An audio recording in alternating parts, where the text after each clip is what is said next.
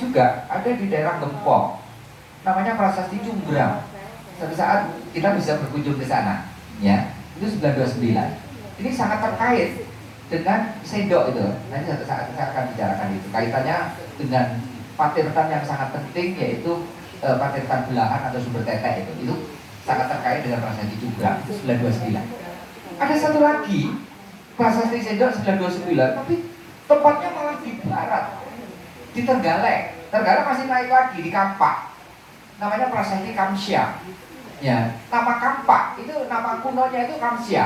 Nggak tahu dari mana, bagaimana bisa berubah dari Kampak menjadi Kamsya. Itu 929.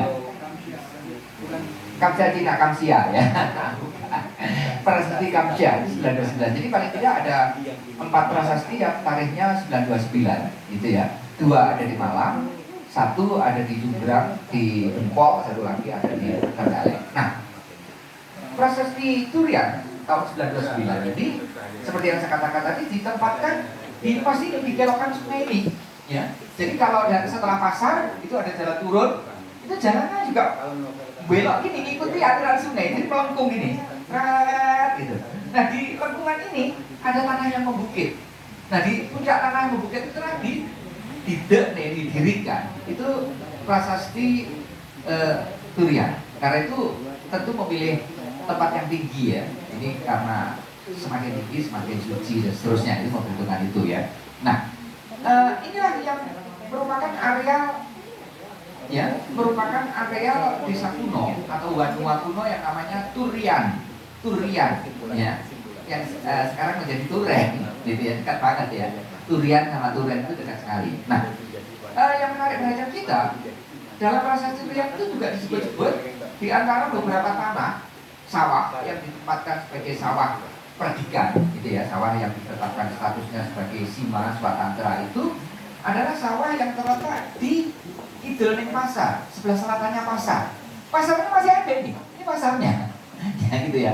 Jadi di sebelah selatan Kali Jaruman itu adalah pasar Turen sekarang. Jadi pasar Turen sekarang itu sudah pasar yang sudah disebut-sebut tahun 929. Saiki si ono pasar, lokasinya nggak ganti. Nah, dulu di tengah pasar itu ada pohon beringin besar, dan di bawah pohon beringin itu ada Arca Ganesha. Ganeshanya masih ada, tapi sekarang dipindahkan di depan kantor desa, di depan kantor desa, tidak di dalam halaman di Arab itu. Saya nggak tahu dicolong apa enggak gitu ya. Ganeshanya nggak begitu besar, itu dulu di tengah pasar. Jadi dulu di tengah pasar itu ada pohon besar, selalu begitu. Karena pasar itu nggak seperti sekarang ada bangunan-bangunan, enggak. Pasar itu hanya tanah lapang, orang jualan di bawah pohon gede gitu, buka lincah di sana. Kalau sudah selesai kegiatan pasar itu dibersihkan, jadi tanah lapang lagi, digunakan lagi sebagai pasar, bukan besok 5 hari lagi. Ya itu kan pasar itu kan rotasinya 5 dinoan, tidak seperti sekarang setiap hari buka, enggak gitu. Nah, jadi pasar ini, pasar Turen ini pasar kuno yang terus berlanjut sampai sekarang. Itu luar biasa. Orang pikir pasarannya enggak, ini pasar zaman sendok gitu ya. Baik, kembali ke sini ya. Nah, dalam Prasasti Turian seperti saya sebutkan tadi, yang berisi tentang penetapan Turian Wanua atau desa Turian itu sebagai desa perdikan Sima atau Swatantra, disebut-sebut di situ memang itu ditetapkan sebagai perdikan karena jasanya terhadap sendok, tapi sekaligus juga karena apa? Karena di situ ada bangunan suci. Jadi sudah disebut-sebut adanya satu bangunan suci di sana ya, di Turian, sehingga hasil ladang ini semacam dijadikan sebagai tanah wakaf itu yang hasilnya untuk kepentingan pengelolaan kegiatan keagamaan di Turian gitu ya. Nah, bahkan disebut-sebut juga di area ini untuk kepentingan area persawahan itu dibuat jauhan. Nah, jauhan. Jadi jauhan itu kayak bendungan. Jadi sungai itu ditanggul gitu supaya debit airnya meningkat, sehingga nanti airnya bisa dibagi, dialirkan sebagai irigasi. Jauhan itu ada di sini. Jadi kalau ini sungainya sebelum Pelengkung ini ada sungai kecil kayak anaknya gitu ya. Anaknya sungai Jauhan, sungai Jaruman ini di sini dibuat jauhan. Area persawahan antara di sini. Jadi ada yang di sebelah selatan pasar, ada yang di sebelah barat pasar, ini yang ditetapkan sebagai sawah-sawah Sima, sawah-sawah perdikan atau sawah Swatantra. Nah itu. Jadi konteks geografisnya letak ekologinya jelas di sini ya. Jadi satu saat kita berkunjung ke sana, nanti saya akan memaparkan, oh ini betapa daerah ini menjadi daerah yang penting ya. Dan tidak hanya di era Singasari. Ya, kalau Singasari itu katakanlah itu kalau di konteks ini, kalau perjalanan tadi itu bisa dikaitkan dengan Tirta Yatranya tadi nggak? Atau ini kan ya sungai Jaruman ya. Jadi tentu kita akan bisa bicara tentang pasti kalau bicara Tirta Yatra akan juga terkait yang lain ya. Betapa penting arti sungai itu untuk kepentingan termasuk kepentingan perekonomian, kepentingan keagamaan ya. Jadi saya kira juga kalau ada candi pasti ada tempat untuk air di area ini ya. Yang mungkin salah satu mata air di Kali Jaruman. Nah, dan Jaruman, Bapak Ibu dan saudara sekalian, Jaruman ini sebenarnya juga digunakan untuk menyebut binatang yang berbentuk unggas burung, ya, burung. Di prasasti di relief cerita Panji di Candi Penataran ada sebutan yang namanya, ada istilah yang namanya Jaruman atap. Atap itu artinya burung. Jadi manuk Jaruman, ya, Jaruman atap, manuk Jaruman. Manuk Jaruman itu seperti apa? Burung Jaruman itu seperti kalau orang Jawa menyebut bedet. Jadi perot, jadi yang berparuh lengkung, lancip. Karena itu kata jarum itu kaitannya dengan sesuatu yang lancip, gitu ya. Nah, burung bedet kan ininya lancip gitu, bahkan tapi lengkung gitu ya. Nah, namanya Kali Jaruman itu adalah bedet Jawa, ya, bedet Jawa yang habitatnya itu ada terutama di selatan, di pegunungan Kapur Selatan itu, mulai dari Blitar Selatan, Malang Selatan, Lumajang Selatan itu burung Jaruman banyak, ya. Oleh karena itu ada kemungkinan sungai ini disebut dengan Kali Jaruman karena habitat dari Jaruman atap, manuk Jaruman itu ya. Nah itu, ini menarik itu ya. Mata air dari Jaruman ini ya ini Semeru ke timur gitu ya. Ini salah satu sungai yang topnya mata airnya dari Gunung Semeru. Ini area Turen itu kan sebelah baratnya Semeru tuh. Lebah di sebelah barat Semeru. Baik, saya akan lanjutkan ya. Dalam prasasti Turian itu disebut-sebut tadi saya singgung tentang ibu kota kerajaan Mataram di era Sendong, di era Isyana. Nama gelar Sendong itu abiseka namanya adalah Isyana.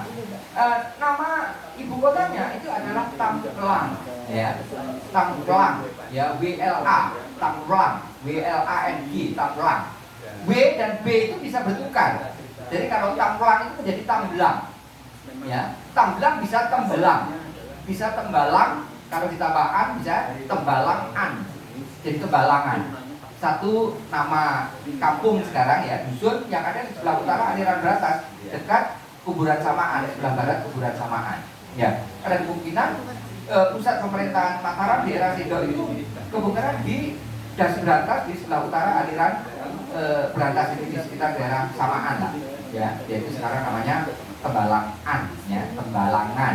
Ya, baik Bapak Ibu. Nah, selanjutnya kemudian yang perlu kita garis bawahi adalah pada abad 10 desa Turian itu sudah menjadi desa yang maju karena sudah ditetapkan sebagai desa perdikan. Tidak semua desa itu bisa menyandang status sebagai desa perdikan. Pertama, mesti desa itu punya jasa. Di desa itu ada tempat yang penting, termasuk tempat peribadatan. Ya, sehingga untuk kepentingan peribadatan itu maka dibuatlah semacam kalau di Bali itu ada labur pura. Ya, jadi tanah yang hasilnya itu diperuntukkan bagi kepentingan pura, gitu ya. Itu tanah ulayan. Hasilnya bukan milik pribadi tapi diperuntukkan bagi kepentingan bangunan suci. Jadi kalau ada masjid, sekitar masjid mestinya ya ada tanah ulayan yang hasilnya itu tidak urus kayak cerengan.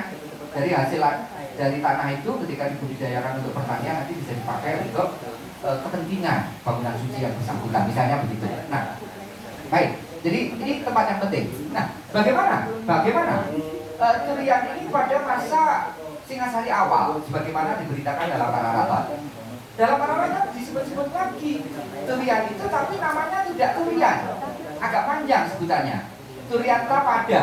Pada itu memang artinya adalah wilayah atau areal. Jadi pada itu areal. Jadi Turianta. Jadi areal yang bernama Turyanta. Unsur nama Turian muncul di situ ya. Jadi Turyanta. Jadi sebenarnya Turian T ya, Turyanta. Tapi ada nasal sebelum T itu ada N. Jadi bukan ta tapi enta. Ya, jadi Turyanta. Ya, Turyanta pada. Jadi pada yang bernama Turian. Nah, gitulah ya. Nah, itulah yang Turen. Kalau atau tuh yang sekarang menjadi Turen, kalau pada masa sebelumnya di era Sendok memang Turian, ya tak? Tinggal penambahan kata enta ditambah kata pada. Jadi ada 3 kata di situ. Turian, enta, dan pada. Sehingga Turyanta pada. Nah, dalam konteks Pararaton dikatakan bahwa Turyanta pada itu merupakan tempat tinggal atau tempat yang dipimpin oleh seseorang yang bernama Pupalon. Pupalon. Ada sebutan pu pada dirinya. Pasti orang ini bukan orang sembarangan karena menyandang predikat pu. Ya. Pu itu bukan hanya orang yang ahli dalam keris saja, gitu ya. Apa itu sastrawan itu juga pu, ya. Pembuat kerajinan kapal. Jadi kalau di Bugis itu disebut pantritologi ya, pantrita. Ya, jadi semacam pantrita itu semacam pendeta gitu ya. Jadi orang yang punya kepiawian, ya. Ada kepiawian dalam bidang keagamaan, ada kepiawian dalam bidang pemerintahan, kerajinan dan sebagainya itu bisa disebut dengan menggunakan unsur sebutan pu, ya. Pu palon, ya.